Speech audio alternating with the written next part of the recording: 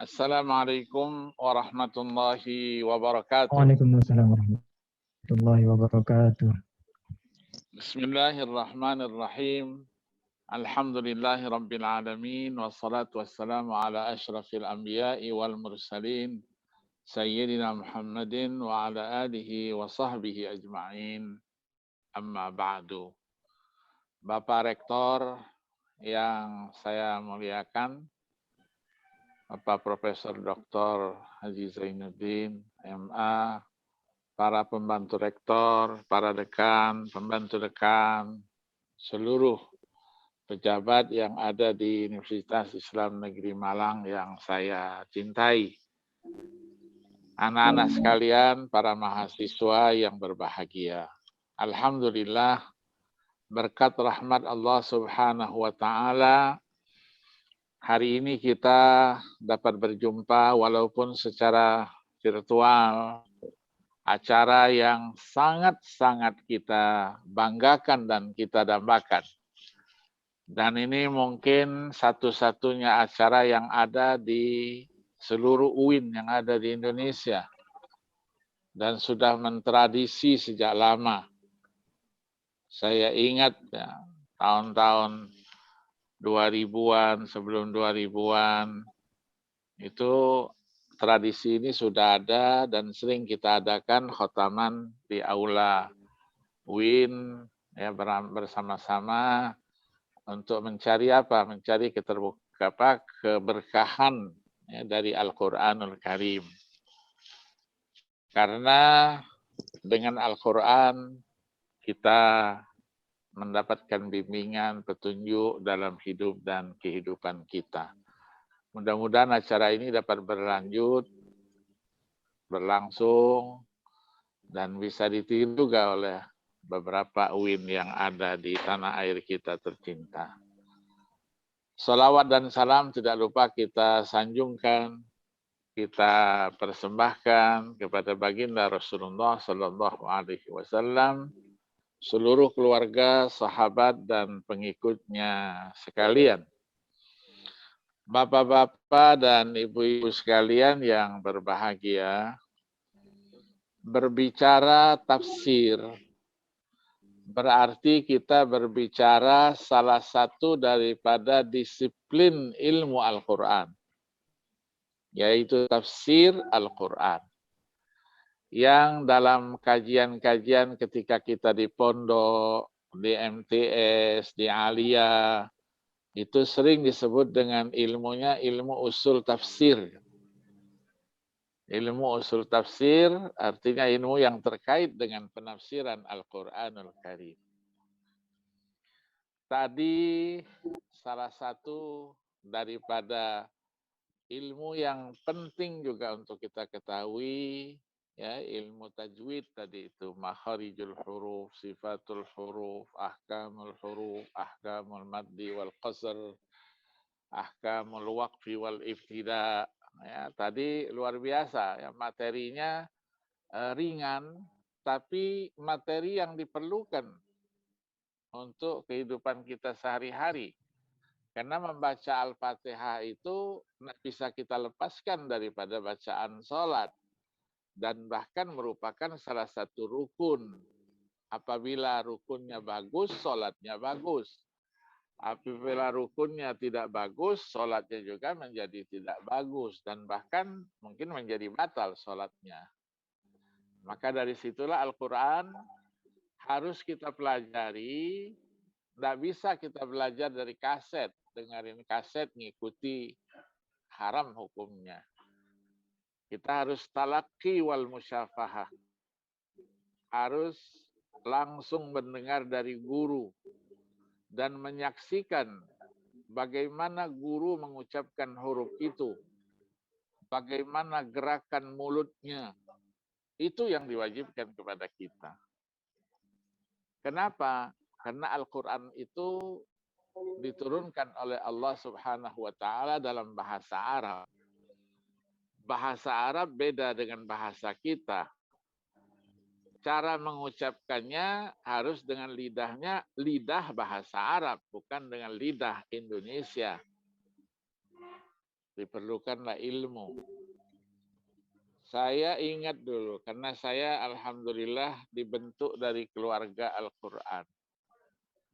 Ayah saya dulu adalah pejuang Al-Quran yang wafat tahun 1989 yang lalu. Di rumah setiap hari antara maghrib dengan isya itu ada anak-anak yang dikumpulkan sekitar 300-200 orang. Belajar Al-Quran. Terus secara tartil. Dan bahkan kalau sudah naik tingkatnya langsung dia sampai dengan tilawah dengan lagu-lagunya itu. Nah diajari, dipegangi satu-satu oleh ayah saya.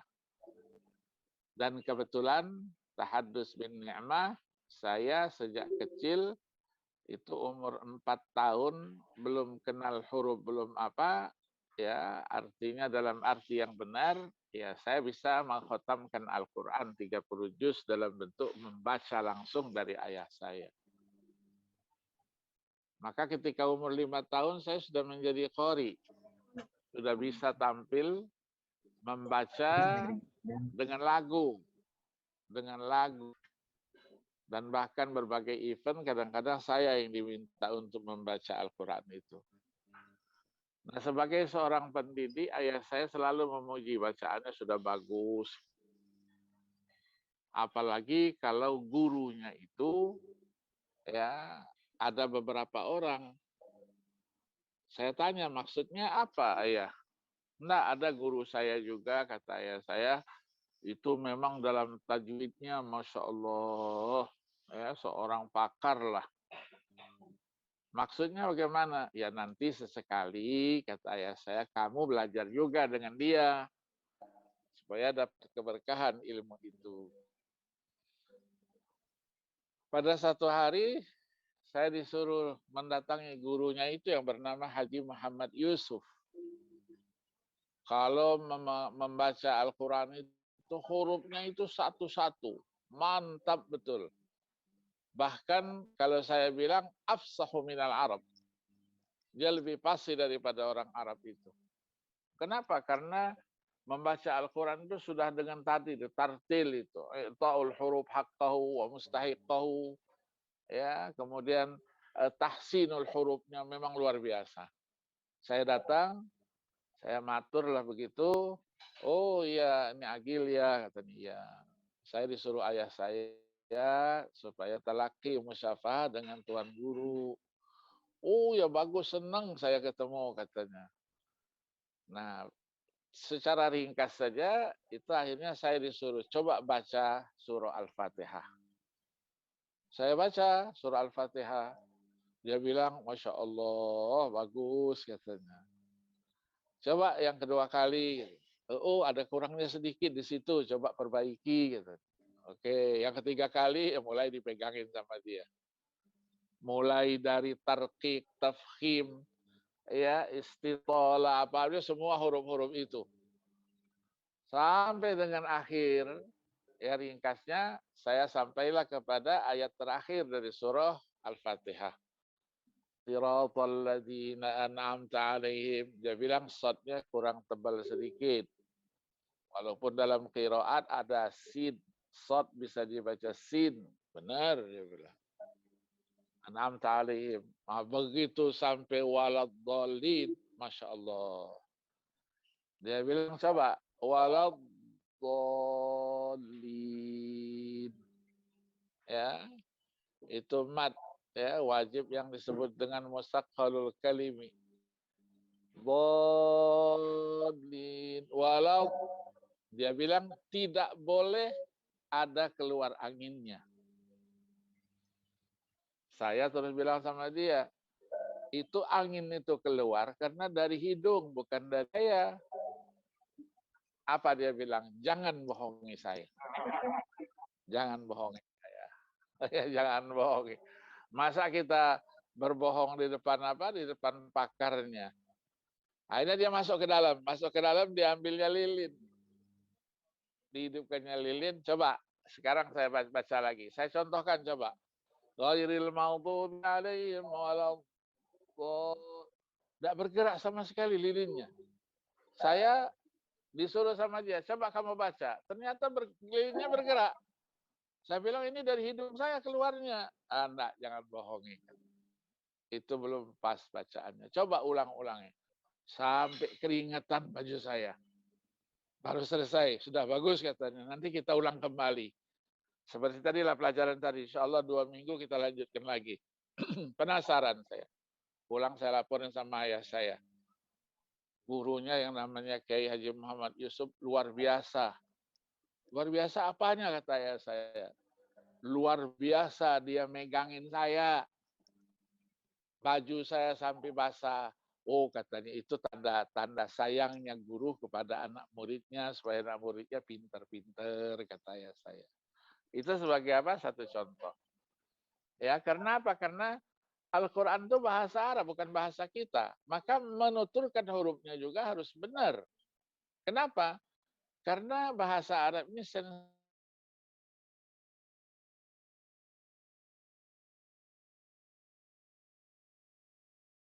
perbedaan maknanya.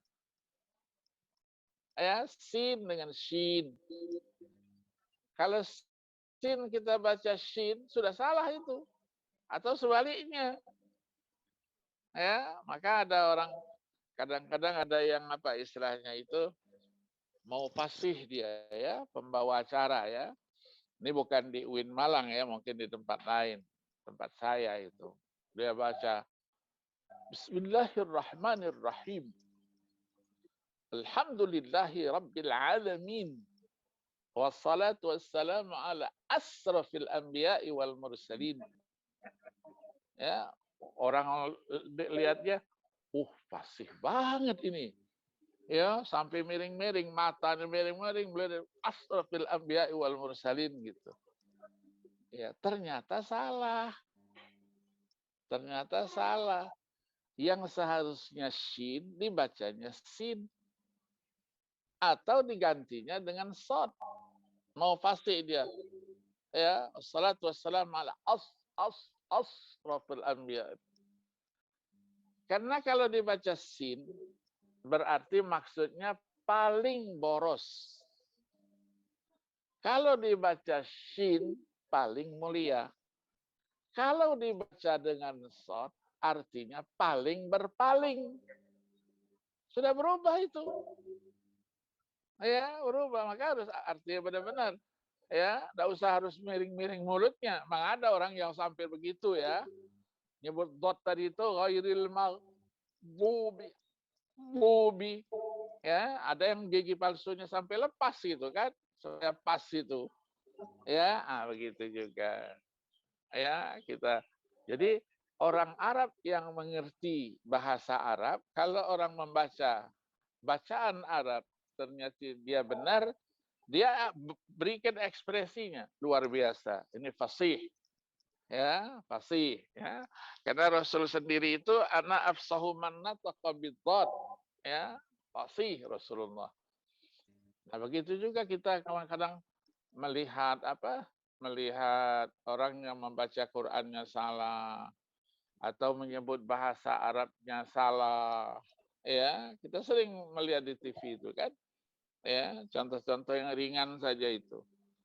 Ya, walaupun itu ada dialek ya, dialek, tapi merubah arti dia. Kita sering mendengar iklan apa? Iklan syariah itu kan. Syariah luar biasa. Memang ya hebat, syariah itu luar biasa. Menabung di syariah itu, prinsip syariah itu, kita akan mendapatkan berkahnya. Iya kan? Dapatkan berkahnya. Tapi nyebutnya salah. Berkah itu dari barokah. Tapi kalau disebutnya salah, artinya disebutkan salah, membawa arti yang berbeda jauh sekali. Ya, tapi alhamdulillah iklannya sudah hilang nih. Kalau saya lihat tidak dengar lagi. Alhamdulillah kita dapat berkahnya. Maksudnya benar berkahnya. Bukan birkahnya. Kalau birkah itu apa? Birkah itu kamar mandi. maksudnya sini berkahnya, bukan birkahnya. Ya, jadi bukan kamar mandinya gitu. Maksudnya berkahnya gitu. Ya. Ini kalau ya yang kurang mengerti dengan penuturan huruf-huruf Arab, terutama huruf-huruf Al-Qur'an itu dengan baik. Nah, kita berbicara tafsir sekarang. Ya, tafsir itu satu disiplin ilmu Al-Qur'an yang harus dipelajari oleh semua orang. Karena mempelajari Al-Qur'an itu mengetahui apa maksudnya, ya ilmunya ilmu tafsir. Ya, dengan ilmu yang terkait tentunya. Ya, ilmu tafsir dia tidak berdiri sendiri. Nah, tafsir itu apa artinya? Tafsir itu adalah penjelasan. Al-ibana, ada yang mengatakan al-istibana, al-kashfu, ya, menampakkan, ya, kashful mughatta, membuka yang tertutup, ya, apalagi az-zuhur, menampakkan dia. Artinya dengan tafsir itu kita bisa menampakkan apa maksud daripada yang dibaca itu. Jadi wala ya'tunaka bimasalin illa ji'naka bil haqqi wa ahsana tafsira. Ya, ayat 33 dari surah Al-Furqan itu. Nah, ketika kita berbicara tafsir sebagai satu disiplin ilmu, maka tafsir itu adalah ilmu yang bisa mengungkap makna Al-Qur'an. Ya, makna Al-Qur'an yang begitu kompleks. Ya, makna Al-Qur'an. Dia sangat terkait dengan apa? Dengan beberapa disiplin ilmu yang lain. Ya, kalau kita sebutkan dengan itu. Nah, mengingat cabang ilmu Al-Qur'an yang salah satunya adalah tafsir Al-Qur'an, yang cabangnya disebutkan oleh Imam Az-Zarkashi rahimahullah, yang wafat 94 Hijriah dalam karyanya Al-Burhan fi Ulumil Quran. Beliau katakan ada 47 cabang ilmu Al-Quran yang harus kita pelajari. 47. Karena ilmu ini terus berkembang sampai kepada Imam As-Suyuti, itu sudah menjadi 80 cabang dalam Al-Itqan fi Ulumil Quran, karya Al-Imam As-Suyuti yang wafat 911 Hijriah. Itu bisa dibaca. Nah, ketika beliau menyebutkan 47 cabang itu, ya, dimulai dengan cabang yang pertama itu apa? Tafsir, ilmu tafsir. Ya, ilmu yang lainnya munasabah dan seterusnya. Ada lagi ilmu yang sangat penting, ilmu al-wujuh wan nadhair. Satu kata maknanya banyak. Banyak kata maknanya satu.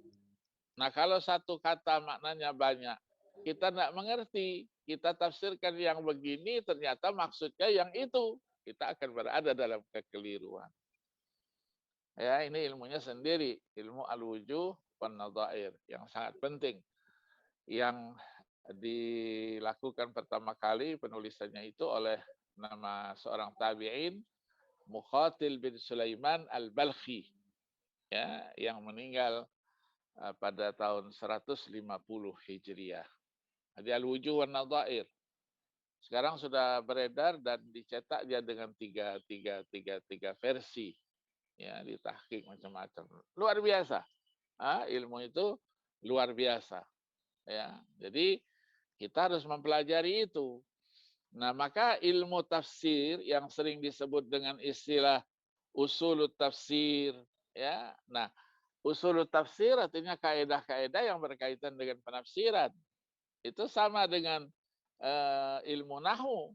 Kalau kita kaitkan dengan ilmu bahasa Arab, ya, bagaimana penuturannya, bagaimana penulisannya, dia adalah yang disebut dengan istilah mizan. Ya, mizan itu artinya timbangan. Jadi bisa dia mengatur pena untuk menulis dan juga lisan kita untuk mengucapkannya. Nah, tujuan daripada ilmu ini adalah untuk mengetahui ya ma'rifatu ma'ani an-nuzumil Qur'ani al-Karim. Dia mengetahui maksud daripada ayat-ayat Al-Quran itu. Menjelaskan ayatnya, mengungkap maknanya, kemudian apa hukum yang ada di situ, apa hikmahnya, ya dan seterusnya. Itulah yang disebut dengan at-tawassul ila haqiqati kitabillahil aziz.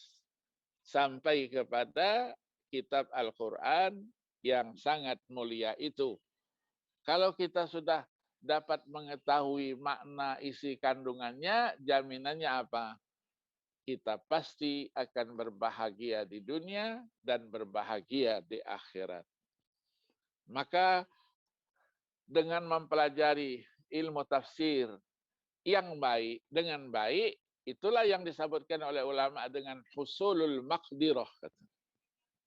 Ya, al-maqdirah atau al-qudrah wal malakah fil aqlil bashari listikhraji ahkamil Qur'anil Karim wa hikamihi wa ma'rifati maratibil hujaj wal adillah min ayati wa kashfiya wa tawdih dan seterusnya. Jadi kita mempunyai satu kemampuan, satu potensi untuk ya secara akal ya manusia, akal kita ini beda-beda Allah berikan untuk bisa mengeluarkan hukum-hukum Al-Quran dan hikmah-hikmahnya.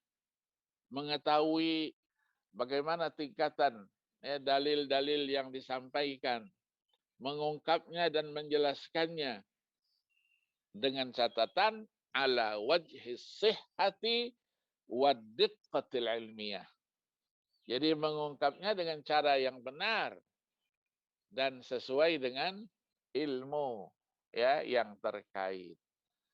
Nah, sekarang banyak orang menafsirkan Al-Qur'an semaunya. Ya, semaunya menurut saya. Nah, ada menurut saya, kalau dia sudah belajar. Ya, menurut saya pegangannya apa? Terjemah dari Kementerian Agama. Ya, menurut saya tafsirnya ayat ini begini. Enggak. Harus kita belajar dengan guru-guru kita. Jadi belajar Al-Qur'annya harus talaki, belajar ilmunya juga harus talaki. Ya, talaki dengan guru itu artinya apa? Guru yang kita jadikan sebagai rujukan mempelajari Al-Quran adalah guru yang pernah mempelajari Al-Quran itu dari guru-gurunya. Guru-gurunya yang memang yang kompeten untuk itu. Yang memang di bidangnya. Kita belajar tafsir apa? Satu kitab tafsir. Guru itu akan menjelaskan, saya belajar tafsir ini dari guru saya namanya si A. Gurunya belajar dengan si B, si C, si D, dan seterusnya sampai dengan penulis kitab tafsir tersebut. Ya, kita ngajar tafsir At-Tabari. Sampai enggak sanad kita dengan Imam At-Tabari itu? Ya, atau yang kecil-kecil aja lah, tafsir Jalalain. Tafsir yang ditulis oleh Jalaluddin Al-Mahalli dengan Jalaluddin As-Suyuti. Jalaluddin Al-Mahalli meninggalnya 864. Jalaluddin As-Suyuti 911. Artinya 500 tahun yang lalu lah. Ya, atau yang tafsir yang dekat-dekat lagi. Al-Alusi, Al-Qasimi, ya, yang abad 13, abad 14, sehingga kita jaraknya hanya 150, 200 tahun saja. Inilah yang disebut dengan sanad keilmuan. Ya, sanad keilmuan. Nah, menafsirkan Al-Quran itu tidak sama kita memberikan tafsir kepada yang lain. Karena kalau yang lain, kata-katanya itu buatan manusia. Manusia itu sama dengan kita. Hanya ilmunya mungkin Allah berikan yang lain. Walaupun juga dalam bentuk yang sangat-sangat sedikit. Wa ma utitum minal ilmi illa qalilah. Jadi tidak aku berikan kepada kalian, kata Allah, ilmu pengetahuan melainkan sangat, sangat, sangat, sangat sedikit. Bukan sedikit, sangat, sangat sedikit. Nah, apalagi tentang ayat-ayat Allah tadi. Kalamullah al-qadim.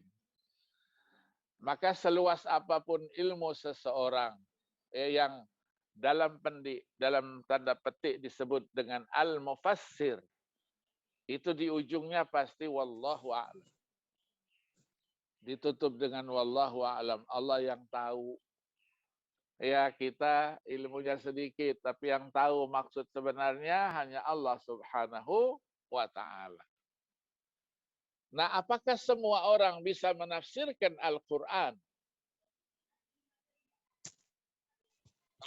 Apakah semua orang bisa menafsirkan Al-Quran? Jawabnya tentu tidak. Tidak semua orang bisa menafsirkan Al-Quran. Dalam tanda petik, ya, sebagai satu disiplin ilmu yang memenuhi kriteria yang disebutkan oleh para ulama ya salafun salih. Nah, kalau kita baca beberapa referensi, karena Al-Quran itu dia tidak berdiri sendiri, ada hadis Nabi, maka banyak ayat yang maksudnya apa dijelaskan oleh hadis Nabi. Ya, sebagaimana kita ketahui, sahabat-sahabat itu luar biasa. Ya, min fusahail Arab. Tapi ketika bertemu dengan satu ayat, terkadang dia tidak mengerti apa maksudnya itu. Nah, ada yang dijelaskan oleh Al-Quran. Nabi sebutkan, kemudian penjelasan itulah yang disebut dengan Al-Quran, satu ayat terhadap ayat lainnya saling menafsirkan. Jadi kalau ingin tahu yang disebut dengan tafsirul Quran bil Quran, itu baca kitab khusus untuk itu. Ya, yang ditulis oleh Syekh Al-Amin Asy-Syanqiti yang wafat 1973 yang lalu. Adwaul Bayan fi Idahil Quran bil Quran. Tahu yang sering disebut dengan tafsir Al-Bayani, ya, yang tulisannya ada Aisyah binti Abdurrahman Asy-Syati yang wafat 1998 yang lalu. Saya tidak sempat bertemu dengan Syekh Muhammad Amin Asy-Syanqiti almarhum, tapi saya sempat belajar langsung dari adiknya yang namanya Syekh Muhammad Al-Mukhtar Asy-Syanqiti.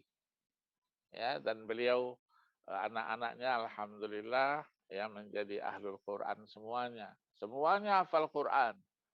Semuanya ya boleh dikatakan jadi sarjana-sarjana, doktor-doktor semuanya. Ya, dan bahkan sudah menjadi para profesor di Universitas Islam Madinah Al-Munawwarah. Nah, di sinilah kita lihat ketika dibacakan ayat, misalnya turun ayat 82 dari surah Al-An'am. Alladzina amanu wa lam yalbisu imanahum bizulmin ulaika lahumul amnu wa hum muhtadun. Sahabat terus menghadap Rasulullah. Tanya, ya Rasulullah, ayyuna la nadrimu anfusana. Siapa di antara kita yang tidak pernah menzalimi dirinya? Rasulullah terus tertawa saja. Kata Rasulullah, laisa kama turidun, laisa kama ta'nun, laisa kama taqsidun. Bukan itu maksudnya, kata Rasulullah. Bukankah kalian hafal, mendengar, membaca bagaimana pesannya Luqman Al-Hakim kepada anaknya? Oh, begitu. Ya, wa idz qala Luqman li ibnihi wa huwa ya'izuhu, ya bunayya la tusyrik billah innasyirka la zulmun azim. Ternyata bizulmin di situ bisyirkin. Ya, bukan ya penganiayaan secara umum, menganiaya, tidak. Yang dimasukkan zulm itu adalah syirik. Banyak lagi contoh-contoh. Ya, yang kalau kita lihat nanti akan kita jelaskan bagaimana perkembangan tafsir dan ilmu tafsir itu dari sejak zaman Nabi, sahabat, tabi'in dan seterusnya. Ya, yang tidak mungkin kita ungkap semuanya ya, karena waktu kita ya saya diberi waktu sampai asar. Nanti kalau sudah selesai sholat asar, kita lanjutkan lagi insya Allah sampai sholat maghrib. Sudah sholat maghrib, nanti kita lanjutkan lagi insya Allah sampai dengan sholat isya. Amin. Amin. Amin. Kok Amin. tidak ada yang amin? Kok tidak ada yang amin? Amin Kepanjangan ya ya? amin amin. Iya. Amin ya Allah, istajib lana. Iya. Amin. Amin ya Allah, amin. Jadi Ya, kita Prof. kita Amin. amin. Kita sampainya sampai Amin. asar ya, insya Allah. Sampai subuh siap Ini belum. ya, Prof. Oh siap ya, iya.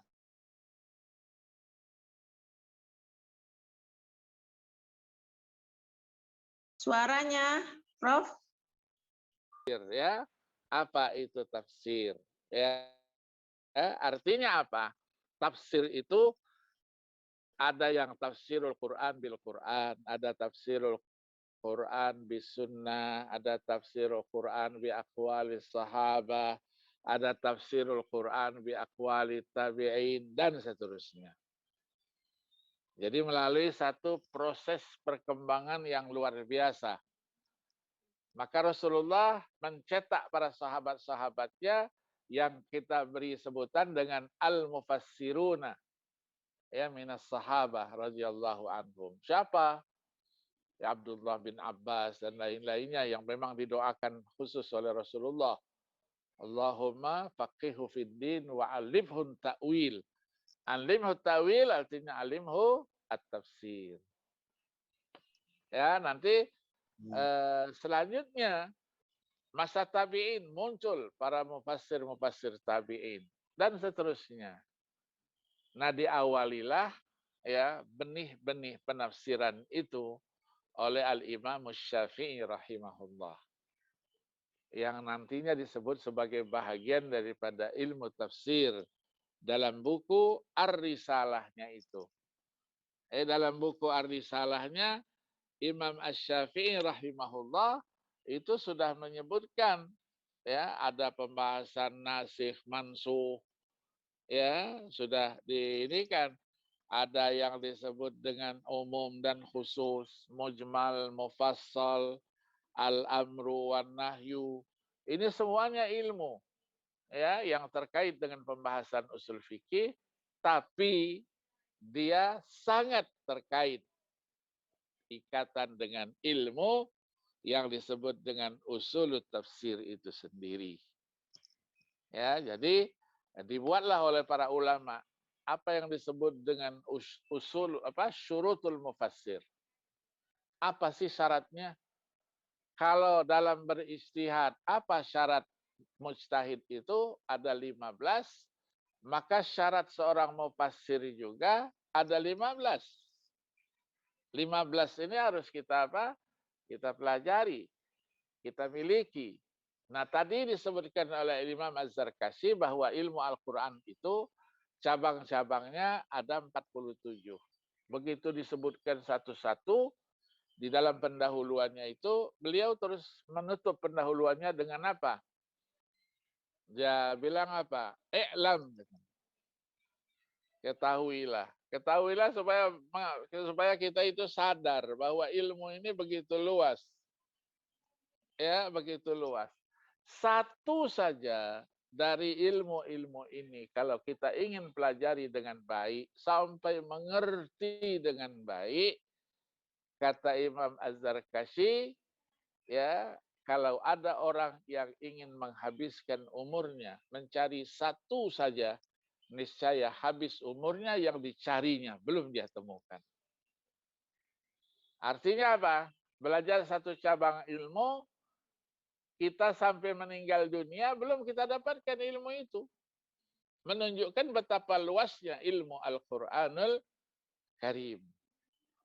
Ya, ilam kata, innahu ma min naw'in min hadhil anwa' illa walau aradal insanu istiqsa'ahu lastafrara umrahu walam yuhkim amrahu dan seterusnya. Nah, Al-Qur'an ini tadi kita jelaskan ya dikembangkan ilmunya ini sampai dengan Imam As-Suyuti menjadi 80 cabangnya. Karena Al-Qur'an dengan hadis ya dijelaskan di dalam surah An-Nahl ayat 44 itu anzalna ilaika dzikra litubayyana lin-nasi ma nuzila ilaihim wa la'allahum yatafakkarun, memberikan inspirasi bahwa Al-Qur'an itu juga dijelaskan oleh As-Sunnah An-Nabawiyah. Itulah namanya tafsirul Qur'an bil ahaditsin nabawiyah. Nah, salah satu persyaratan pertama, ini kata para pakar-pakar ulumul Quran, ayyakuna aliman bil hadisin nabawi syarif riwayatan wa dirayatan. Dia harus mengetahui dengan baik ilmu hadis itu secara riwayah dan dirayah. Riwayah itu teks hadisnya. Dirayah itu dan keilmuannya. Ya, ini istilah yang dipakai oleh namanya Ibnul Akfani. Ya, Ibnul Akfani. Muhammad bin Ibrahim bin Sa'id As-Sinjari Al-Ansari yang wafat 749 Hijriah dalam bukunya Irsyadul Qasid ila Asnal Maqasid. Jadi yang namanya riwayatan ya kitab-kitab hadis itu, yang diriwayatan ya ilmunya. Ya, yang sering kita sebutkan, apa yang dimaksud dengan ilmu hadis itu? Disebutkan katanya ilmu hadis itu apa? Ma'rifatul qawaid. Ya, qawaid atau al-qawaid al-mu'arrifah lis-sanad wal matan. Al-marwi ya, ar-rawi wal marwi. Itu ilmu hadis. Ya, ada yang teks ininya itulah kitab-kitab hadis dengan segala jenisnya. Ada namanya Al-Jami', ada namanya As-Sunan, ada Al-Musnad, ada Al-Musannaf, ada Al-Mustadrak, ada Al-Atraf, ada Az-Zawaid, ada namanya Al-Ajza, ada lagi dan seterusnya. Satu jenis kitab saja sekian banyak. Ya, maka ya berapa banyak kitab yang harus kita pelajari, kita kuasai yang disebut dengan hadis-hadis Nabi yang terkumpul dalam kitab-kitab hadis itu. Di samping ilmunya. Jadi kalau Al-Quran ilmunya banyak, hadis juga ilmunya banyak. Ya, berapa jumlah ilmunya? Imam Al-Hakim An-Naisaburi, ya, seorang ulama hadis, meninggal 405 Hijriah. Beliau katakan ilmu yang harus dipelajari dalam ilmu hadis itu ada 52 macam. Sampai kepada Imam Ibnu Shalah yang wafat 643 Hijriah, kata Ibnu Shalah Asy-Syarozuri, katakan ilmu hadis itu sudah menjadi 65 cabang. Sampai kepada Imam As-Suyuti rahimahullah, kata Imam Anwa'u ulumil hadisi katsiratun la tu'addu. Macam-macam ilmu hadis itu banyak, sudah tidak terbilang lagi jumlahnya. Nah, kalau tadi satu disiplin ilmu Al-Quran kita pelajari, belum selesai kita sudah inna lillahi wa inna ilaihi raji'un, ilmu hadis juga begitu. Diungkap oleh siapa? Oleh Muhammad bin Musa Al-Hazimi misalnya, Abu Bakar, yang wafat 584 Hijriah. Beliau nulis sebuah buku namanya Al-Ujalah. Disebutkan, ya, diungkap oleh beliau, anwa ulumil hadis katsiratun, katanya tablughu mi'ah. kullu naw'in minha ilmun mustaqil. Lau anfaqa talibu fihi umrahu ma adraka nihayatahu. Dia katakan apa? Ilmu hadis itu banyak jumlahnya. Cabang-cabangnya hampir 100-an. Setiap cabang dia menjadi ilmu yang mandiri. Kalau ada seorang mahasiswa, pelajar, yang ingin menghabiskan umurnya fihi satu cabang saja, ma adraka nihayatah. Dipastikan dia tidak sampai ke finishnya. Kalau kita lomba maraton, start semuanya. Finishnya tidak ada yang sampai. Semuanya innalillah wa inna ilaihi raji'un di perjalanan. Ini bukan nakut-nakutin, bukan. Menunjukkan bahwa ilmu hadis itu luas. Ilmu tafsir itu luas. Maka tidak boleh sembarangan menulis menafsirkan satu ayat, menjelaskan makna satu hadis tanpa didasari oleh ilmu pengetahuan. Ya, maka Nabi ngancam kalau ada yang menafsirkan Al-Quran menurut akalnya saja, tidak punya ilmu, kata Nabi, "Falyatabawwa maq'adahu minan nar." Man fassara al-Qur'ana bi ra'yihi falyatabawwa maq'adahu minan nar. Yang sudah menafsirkan pun dan punya ilmunya, seperangkat ilmunya, itu pun mereka mengatakan wallahu a'lam. Ini adalah tafsiran yang didapatkan dari ilmu yang Allah karuniakan. Yang punya ilmu saja begitu. Ya, ada tawadhu'annya. Yang tidak punya ilmu ini yang kadang-kadang melangkahnya terlalu jauh. Ya, terlalu jauh. Dan tidak mau belajar. Kalau belajar, tidak apa-apa. Ya, tidak mau belajar. Sehingga dicocok-cocokkan saja. Al-Quran salihul likulli zaman. Sesuai dengan setiap zaman, situasi dan kondisi. Maka corona ada dalam Al-Quran. Sebutkan. Ditanya sama, apa ayatnya Ustaz?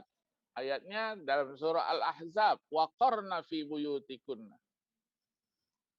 Waqarna diartikan corona. Ya, Masya Allah. Ya, dia anggapnya ini main-main. Nah, boleh kita main-main dengan ayat-ayat Al-Quran. Ya, enggak ada, katakan enggak ada. Enggak tahu, katakan enggak tahu. Jangan sok-sok mau berpikir, pura-pura tahu tapi lupa, pura-pura pernah belajar tapi lupa. Nah, boleh. Ya, dulu Sayyidina Umar ibn al-Khattab radhiyallahu an mengingatkan kepada kita. Beliau katakan, iyyakum wa ashabar ra'yi fa innahum a'da'us sunan. A'yathumul ahaditsu ayyahfazuha wa tafallatat fihim ayya'uha wastahyaw hina su'ilu ayyaqulu la na'lam fa aftau birra'yi fadhallu wa adhallu. Hati-hati katanya kepada orang-orang yang kelompok-kelompok rasionalis. Mereka ini sebetulnya musuhnya sunnah. Kenapa? Menghafal hadis sulit. Sudah dihafal, sulit memeliharanya. Ya, kenapa? Karena ilmu hadis dengan ilmu Al-Quran, kalau hadis kan ada sanadnya. Haddasana, akhbarona, amba'ana. Kalau ilmu Al-Quran kan enggak. Ya, kita membaca satu ayat. Alif, lam, mim. Haddasana fulan, haddasana. Dalikal kitabu. Apa begitu? Tidak. Ya, maka mereka boleh setuju. Maka disitulah watafallatat fihim ayyauha wastahyaw hina su'ilu ayyaqulu la na'lam. Jadi mereka merasa malu kalau ditanya, apalagi di hadapan layar televisi, mengatakan aku enggak tahu. Akhirnya apa? Memberikan fatwa pendapat ya tidak didasari oleh ilmu pengetahuan. Dia sesat, didengar orang lain menggunakan, menyesatkan, dan seterusnya. Jadi satu saja syaratnya sudah berat. Ya, tapi disitulah keberkahan ilmu. Ya, keberkahan ilmu.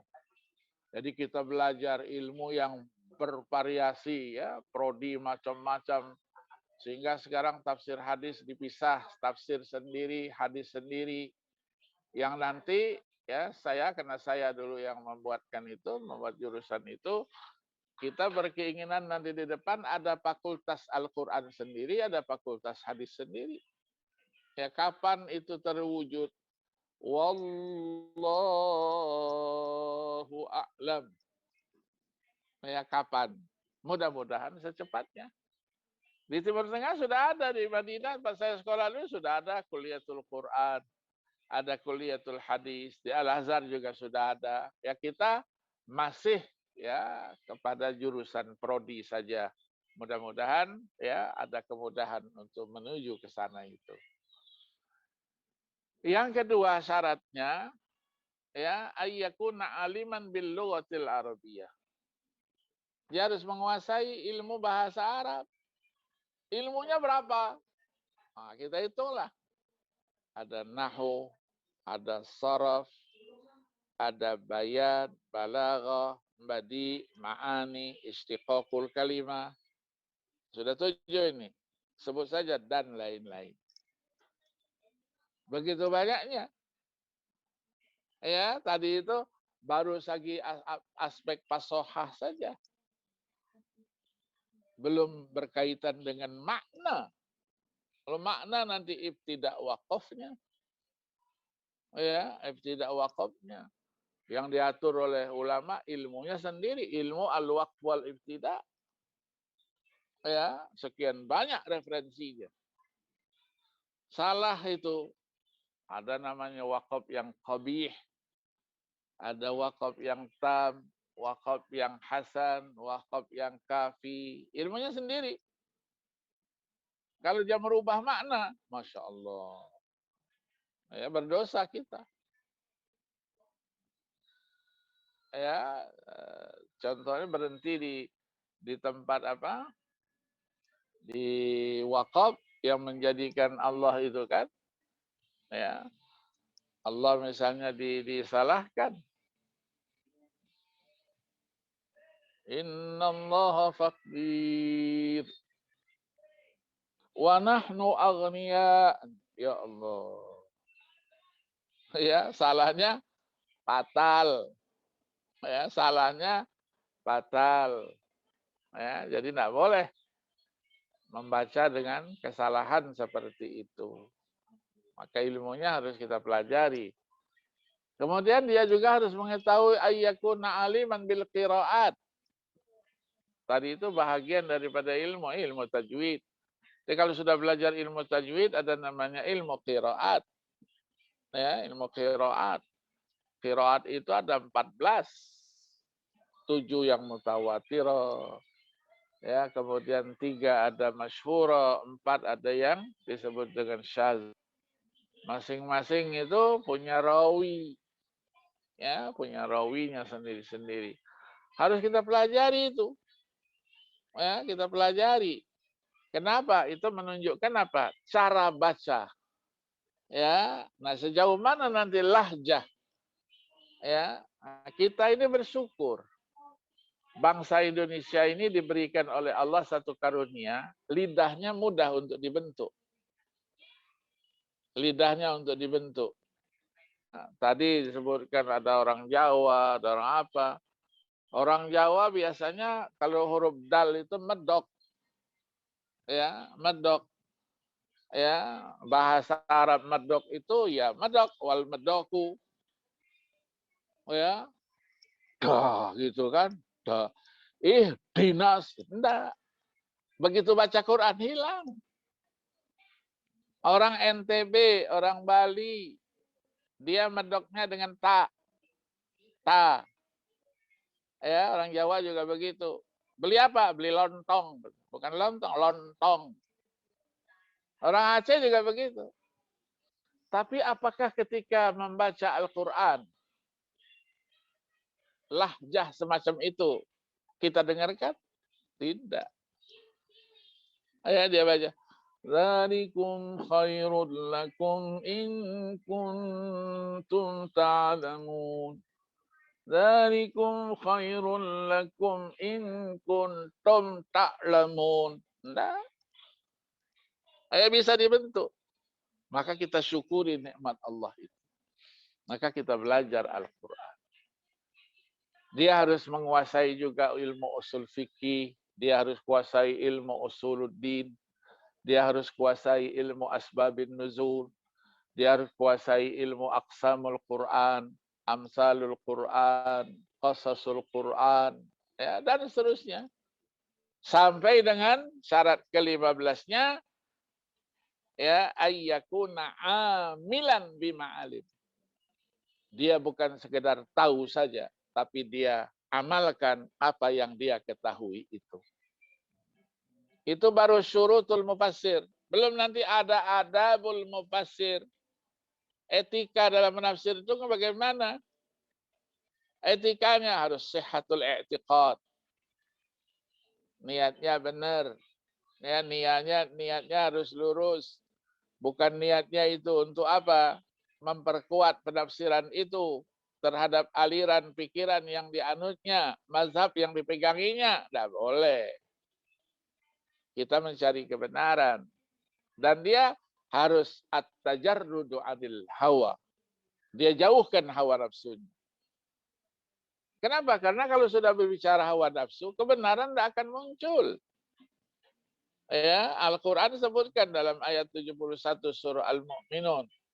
Walau ittaba'al haqqu ahwa'ahum lafasadatis samawati wal ardu wa man fihinna bal atainahum bidzikrihim fahum an dzikrihim mu'ridun. Jadi kalau hawa nafsu sudah bicara, kebenaran tidak akan terwujud. Bahkan kerusakan yang akan terjadi. Itulah persyaratan-persyaratan yang harus dipenuhi. Nah, berbicara tafsir sebagai satu disiplin ilmu, maka orang yang ingin belajar tafsir, dia harus belajar dulu Al-Quran itu, bacaannya yang benar. Tadi itu fasohahnya, ahkamul hurufnya, ahkamul maddi wal qasarnya, ahkamul waqfi wal ibtida'nya. Sudah bagus bacaannya, oke, kita cari tahu. Yang saya baca ini bukan bahasa ibu saya, bahasa Arab. Saya harus ketahui itu. Mempelajari bahasa Arab panjang lagi ceritanya. Cari tahu apa terjemah dari ayat yang dibaca itu. Sekarang sudah enak, ada Al-Quran, ada didampingkan dengan terjemahnya. Oh, paling tidak kita dapat gambaran. Supaya apa? Kita membaca Al-Quran itu tidak kosong. Ya, tidak kosong. Orang yang membaca Al-Quran dengan kosong, membaca Al-Quran dengan namanya at-tadabbur. Ada penghayatan, beda. Beda. Ya, dia hayati nikmat rasanya. Manisnya kalamullah itu, halawatu kalamillah itu betul-betul dia rasakan. Tidak kosong dia. Ya, maka dia harus mempunyai namanya nanti ilmunya sendiri lagi, nanti ilmu tadabbur. Apa cirinya tadabbur itu? Paling tidak, yang pertama kalau dia membaca, dia bisa menggambarkan makna yang dia bacanya. Taswir al-makna Al-Quran. Tentu ketika orang membaca Al-Quran yang ingin seperti itu, suaranya bagus. Ya, suaranya dilatih betul suaranya. Supaya keluar huruf itu melalui tempatnya, makhrajnya itu baik, tidak kasar. Itulah namanya tahsinut tilawah. Ya, tahsinut tilawah. Tidak gluduk-gluduk. Ya, kalau bahasa kita tidak gluduk-gluduk itu. Enak dengarnya. Kemudian yang ketiganya apa? disebut dengan istilah tafsir makna ilahinya itu ada yang disebut dengan ya al-khusyuk. Khusyuk di dalam membaca. Membaca. Boleh ya baca Quran itu bukan kita mencangkul sawah. Membaca Al-Quran itu ada tekniknya, ada caranya. Bagaimana mengatur suaranya, bagaimana mengatur nafasnya. Ya, baca Al-Quran tidak seperti dikejar orang lari. Tidak. Tenang saja. Baca Al-Quran tidak perlu keringat-keringatan. Ya, di sampingnya tisu 2 kotak sampai habis tisunya. Tidak begitu. Ada caranya tenang. Dan bahkan guru saya dulu membaca Al-Quran itu sambil senyum. Dia membaca Al-Quran senyum. Kenapa? Karena ada ilmunya. Dulu di kampung-kampung kita ingat. Ada yang membaca Quran itu sampai tangannya begini, digegam begini. Kopiannya sampai miring. Kadang-kadang temalang gitu kan. Sampai mengap-mengap dia. Tidak begitu. Berarti dia membaca Al-Quran tidak dengan ilmu. Ya, membaca Al-Quran juga itu bukan seperti azan. Maka ada supaya bagus suaranya, bagaimana cara mengaturnya, ada juga namanya ilmu at-tarannum. Naghamat namanya, lagu. Ya, lagu Al-Quran itu tidak satu, lagunya banyak. Ada lagu usul, ada namanya furu'. Ya, satu lagu usul saja furu'nya sekian banyak ya, yang kita sebut dengan istilah variasi. Jadi harus belajar. Nah, belajar ini tidak bisa kita belajar Al-Quran itu instan. Sekali belajar terus dapat. Tidak. Jadi kita harus rajin membacanya. Ulang kali kita baca. Dan kita membaca tidak sia-sia. Tidak sia-sia. Kita membaca Al-Quran berarti kita sudah berdialog dengan pencipta kita Allah Subhanahu wa Ta'ala. Kita bisa berdialog. Nah, berdialog dengan Allah berarti kita selalu berkomunikasi dengan pencipta kita. Maka Allah muliakan kita. Ya, man arada ayyatakallama ma'allah falyaqra'il Qur'an, kata Nabi. Siapa yang ingin berkomunikasi dengan Allah, maka baca Al-Quran itu. Nah, kalau kita sudah terus membaca itu dengan apa? Dengan ini, berarti setiap saat bisa berkomunikasi. Kita bisa membaca Al-Quran dengan tajwidnya, tadi dengan ilmunya. Nanti kita akan bersama malaikat-malaikat yang terhormat. Oh, saya membaca Al-Quran masih tertitah-titih. Belum lancar saya. Tidak apa-apa. Itu proses. Pahalanya malah dapat 2. 1 pahala membacanya, 1 pahala tertitah-titihnya itu. Inilah yang disabdakan Nabi. Al-mahiru bil Quran ma'as safaratil kiramil bararah. Walladhi yaqra'ul Quran wa huwa yatata'u fi ay syaqqun alaih falahu ajrani. Apalagi ya, karena sudah selalu kita baca, maka Al-Quran menyatu dengan kita dalam telinga kita.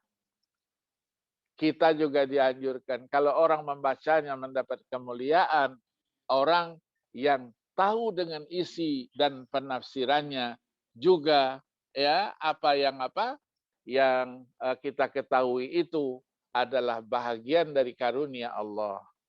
Selalu berkomunikasi dengan Allah, berarti dia menjadi kekasihnya Allah. Apa yang dia minta, pasti diberikan. Apa yang dia mohonkan, doakan, pasti akan dikabulkan. Ya, maka membaca Al-Quran mudah.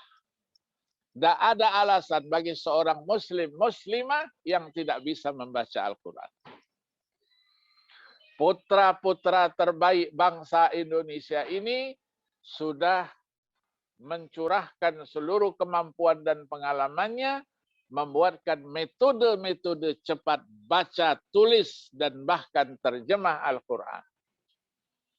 Membaca Al-Quran, belajarnya, tidak perlu lama-lama, 4 jam saja cukup, 6 jam saja cukup, tidak perlu berbulan-bulan.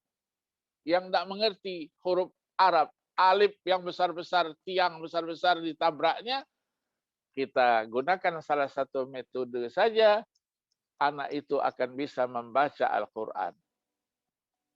Artinya apa? Kenal hurufnya. Dan sudah bisa membaca Al-Quran karena dia mengenal hurufnya. Pastilah 4 jam, tidak mungkin dia bisa baca seperti Bu Ammar.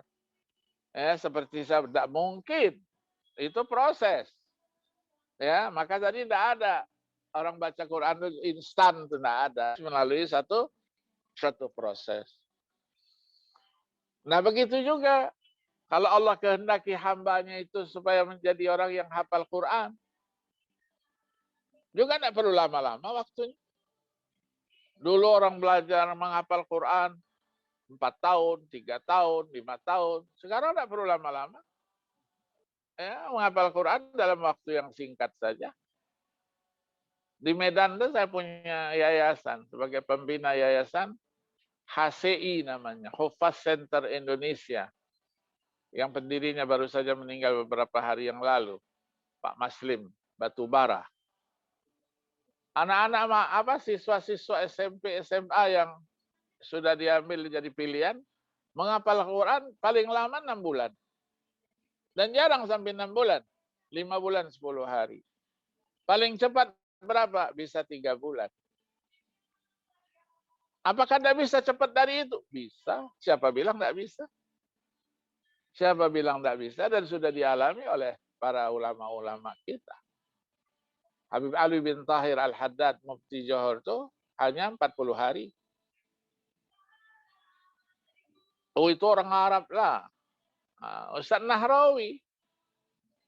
Allah yarham Ustaz Nahrawi Abdus Salam. Ya, dulu di pengurus besar Nahdlatul Ulama sama-sama saya. Meninggal tahun 98 yang lalu. Masternya ada 3, doktor dia dalam ilmu fikih, ya, usul fikih. Dia menghafal, saya tanya berapa hari? 52 hari. Dan sekarang menghafal Quran, ya sebulan sudah selesai. Tidak perlu lama-lama. Nah, kalau dia mempunyai kemampuan membaca saja sudah diberi pahala, apalagi bisa menghafal.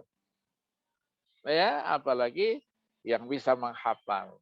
Maka dia sudah menjadi keluarganya Allah Subhanahu wa taala.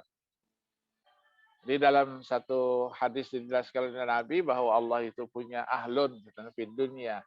Sahabat saudaranya, manhum ya Rasulullah? Rasulullah katakan, haula'il ladzina yaqra'una al-Qur'ana fid dunya, man akramahum faqad akramahumullah, wa man ahanahum faqad ahanahumullah.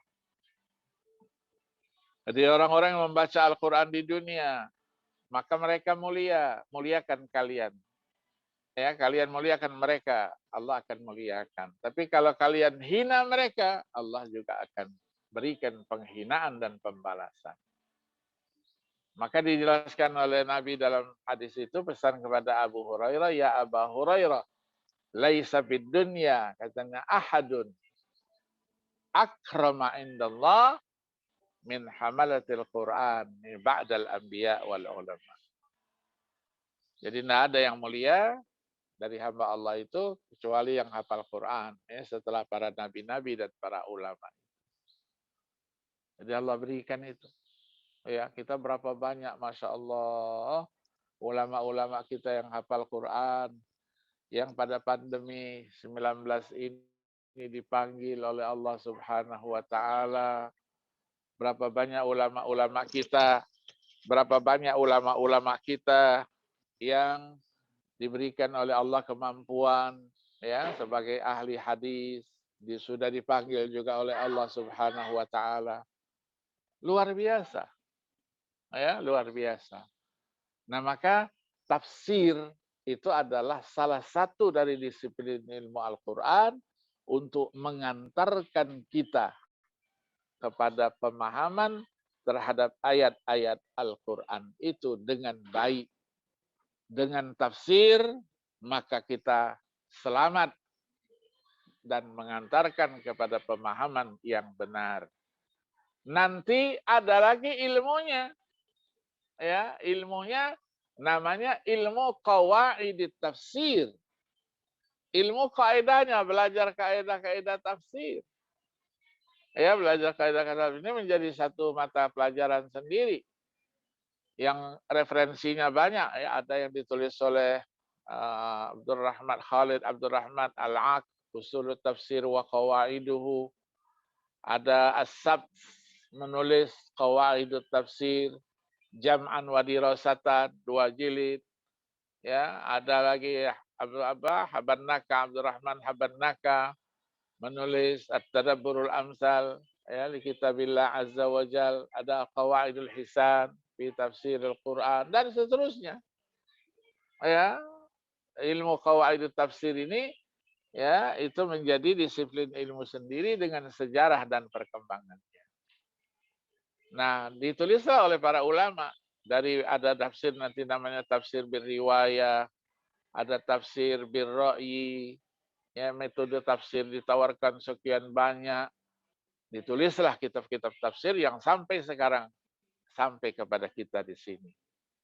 Dimulai kalau tafsir-tafsir dimulai oleh Imam At-Tabari 310 Hijriah, ya, setelah itu diikuti oleh kitab-kitab tafsir yang lain. Berapa tahun kemudian muncul lagi mufassir terkenal Ar-Razi dengan Mafatihul Ghaibnya 606 Hijriah. Kemudian Az-Zamakhsyari dengan Al-Kasyafnya 538 Hijriah. Al-Qurtubi 671 Hijriah dengan Jami'ul Ahkamnya dan seterusnya sampai dengan sekarang. Ya, sampai dengan sekarang ada namanya Syekh Wahba Az-Zuhaili yang sudah meninggalkan kita beberapa tahun yang lalu 1415 Hijriah. Ada Syekh Muhammad Ali As-Sabuni yang baru meninggalkan kita beberapa bulan yang lalu 5 Sya'ban ya 19 Maret 2021. Siapa lagi? Syekh Mutawalli Sya'rawi dan seterusnya. Ini kitab-kitab tafsir yang sampai kepada kita dan harus kita baca.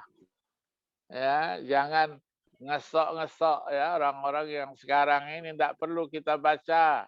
Tafsir-tafsir yang sudah ada itu, kita punya hak juga untuk menafsirkan seperti yang mereka lakukan. Betul. Tapi mereka punya ilmu, kita tidak punya ilmu. Mereka bisa membaca dengan baik. Ya, kita tidak bisa membaca dengan baik.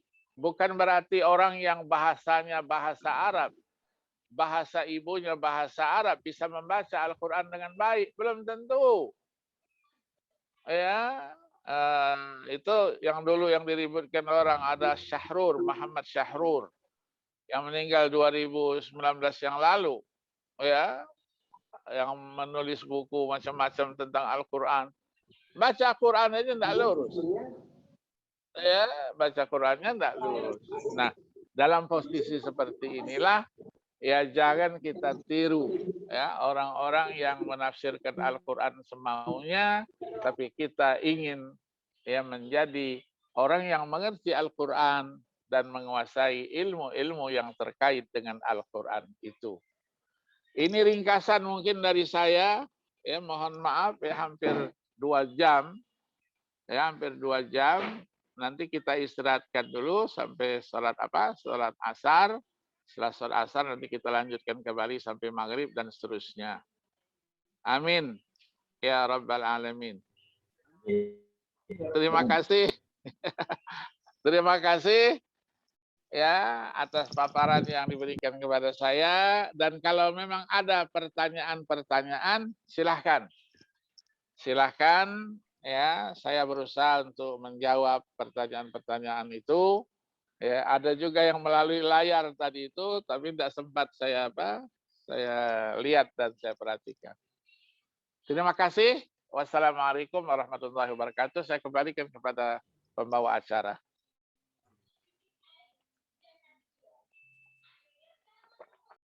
Hubbal Quran wa fadlal